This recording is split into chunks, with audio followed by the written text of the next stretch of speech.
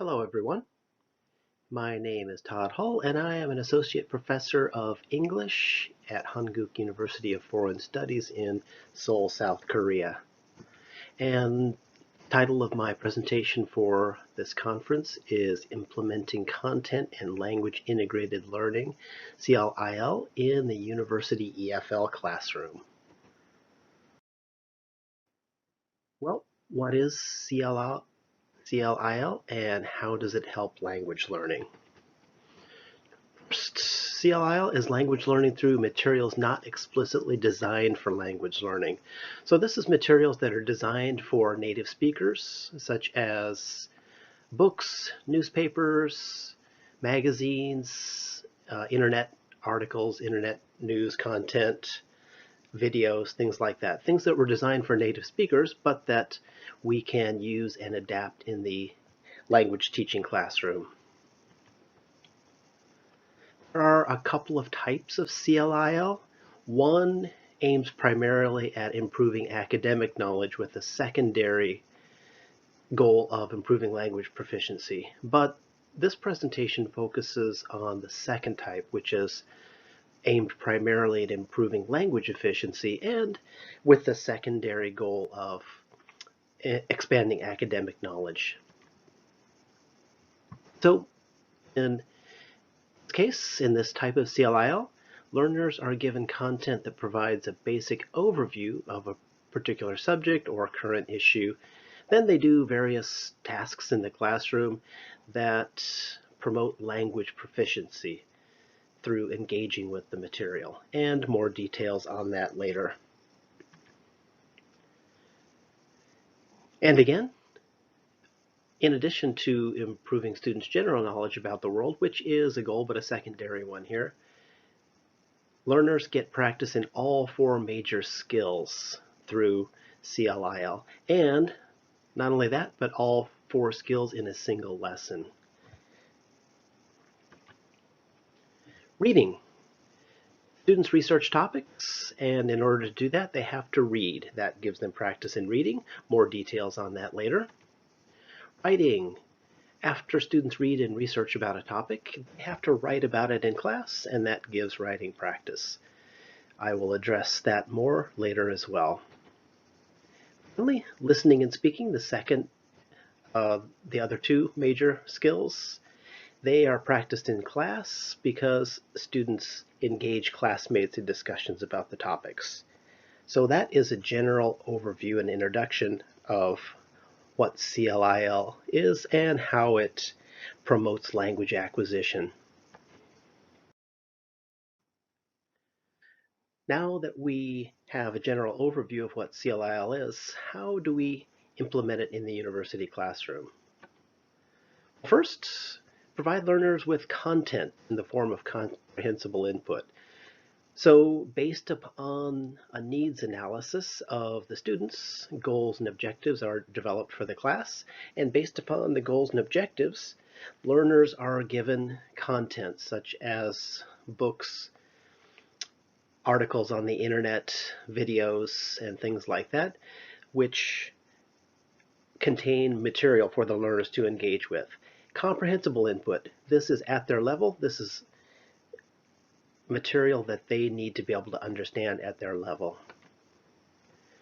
Next, once learners get into class, we need to check their comprehension, and a few more details on that later. After we've checked their comprehension, take any questions that students might have. Next, the next step is once learners have researched the material, once we have checked that they understood it and taken their questions, they then craft written responses to the material, and that's usually in the form of agreeing or disagreeing with the main thesis of the material. Then learners discuss their ideas with classmates. So again, they get together with interlocutors and they discuss and debate their ideas, the ideas that they have crafted in response to the material given.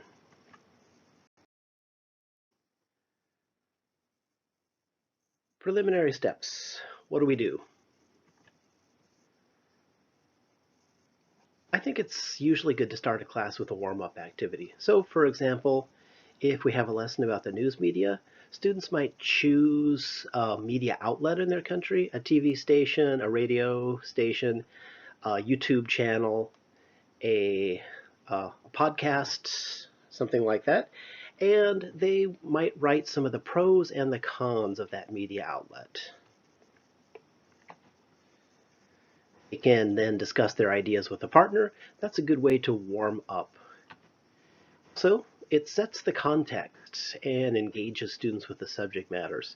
So by doing that, it sets the context and it gets students' heads around the topic that they will be working with in class. Okay, a few more details about checking comprehension. So checking comprehension,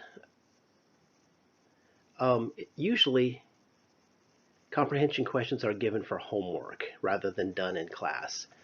So students research the material, they read material on the subject matter to be addressed, and they do some comprehension questions for homework.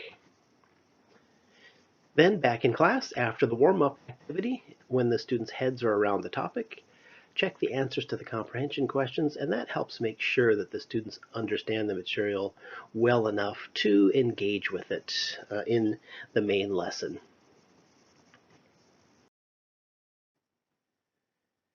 After students have demonstrated an understanding of the material and teachers have taken questions, then it's time to respond to the material in writing. It's time for the learners to respond to the material in writing. Again, as I mentioned before, what they usually do is assess the material's validity. In other words, agreeing or disagreeing with the thesis of the material given, and again, as usual, always justifying their views with specific reasons and examples.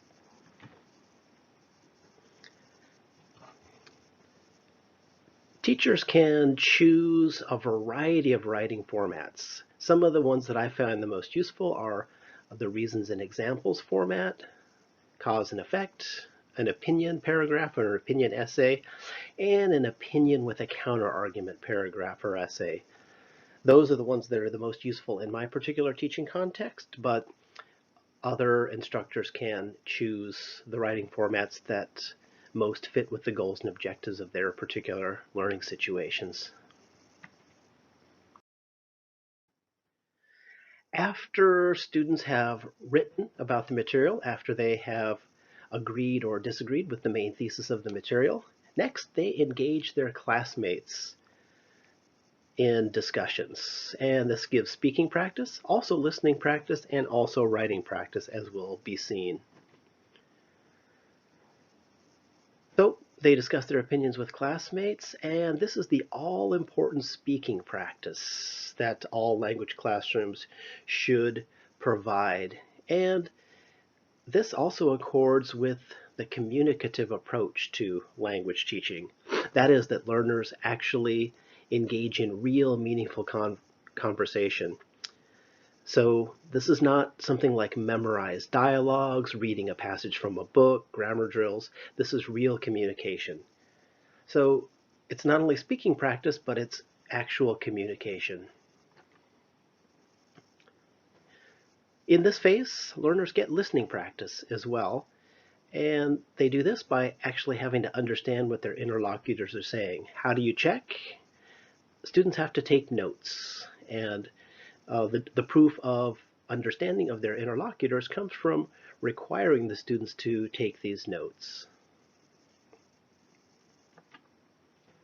Also, the note-taking process gives extra writing practice. So they get their main writing practice when they write their ideas in response to the material, but they get secondary writing practice when they have to take notes on their interlocutors' ideas. So the speaking phase, the interaction phase, gives speaking, listening, and writing practice. What kind of groups are the best? I almost always choose pairs because with pairs, each learner gets to speak and interact with the other one at a maximum amount. Larger groups reduce speaking time, they reduce task time. So I try to keep it to pairs if at all possible. But that's not always possible or possibly even desirable in all learning contexts, so instructors can tailor their groupings accordingly.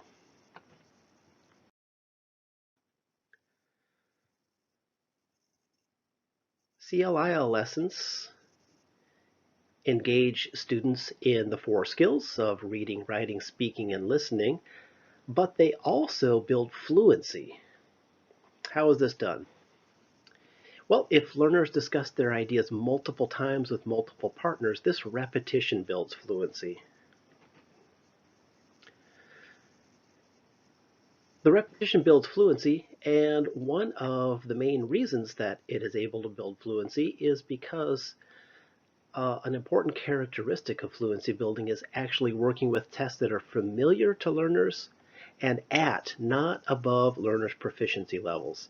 So when trying to increase learners' fluency, it's important to have texts that are not above their level and that are familiar to them, which is exactly what is done in a CLIL lesson. So when students discuss ideas that they have written, that is material that is familiar to them. And it's also at their level because they are the ones who produced it.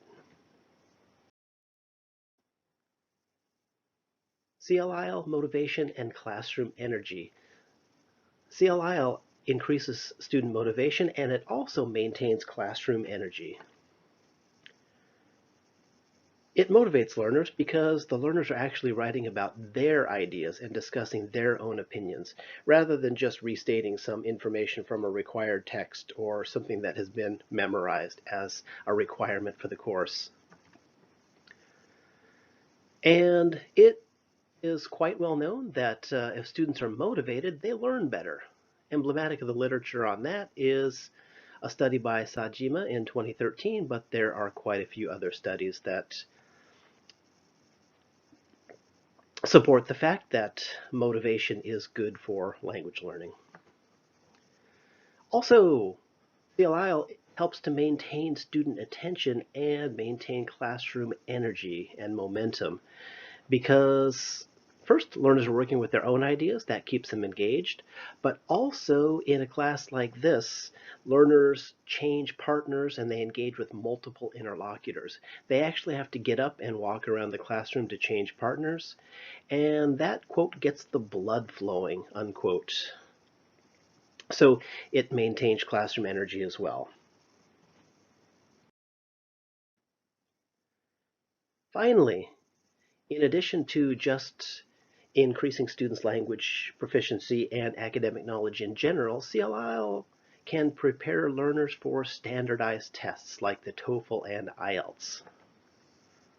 So the writing that students do in the CLIL classroom can prepare students for the written sections of standardized tests, such as the TOEFL integrated writing task and also writing task 2 on the IELTS test. So direct preparation for those types of tests. And speaking practice and listening practice also prepare them for the speaking and listening parts of those standardized tests as well. Reading and mastering the material that the students have to do as part of a CLIL lecture gives learners reading practice for the standardized tests as well. In conclusion, CLIL, it improves proficiency in the 4 basic skills: reading, writing, speaking, and listening. And it also increases fluency because students talk about the same topic with multiple partners and they are talking about topics that are familiar to them and at their level. So fluency, one of the most important things, is also increased. Also, it can expand student knowledge about a variety of academic subjects such as science, art, and literature, and instructors can choose the topics that are a good fit with the goals and objectives of the course.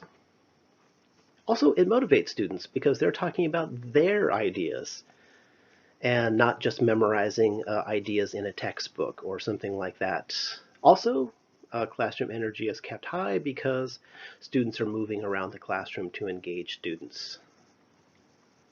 So CLI, it's pretty much a complete package. I'd say it's one of the most complete packages when it comes to foreign language proficiency because it tackles all of the 4 skills and it increases fluency, expands knowledge, and it maintains student motivation and classroom energy. So I would recommend CLIL for almost all EFL university environments and quite a few language teaching environments even at younger ages as well.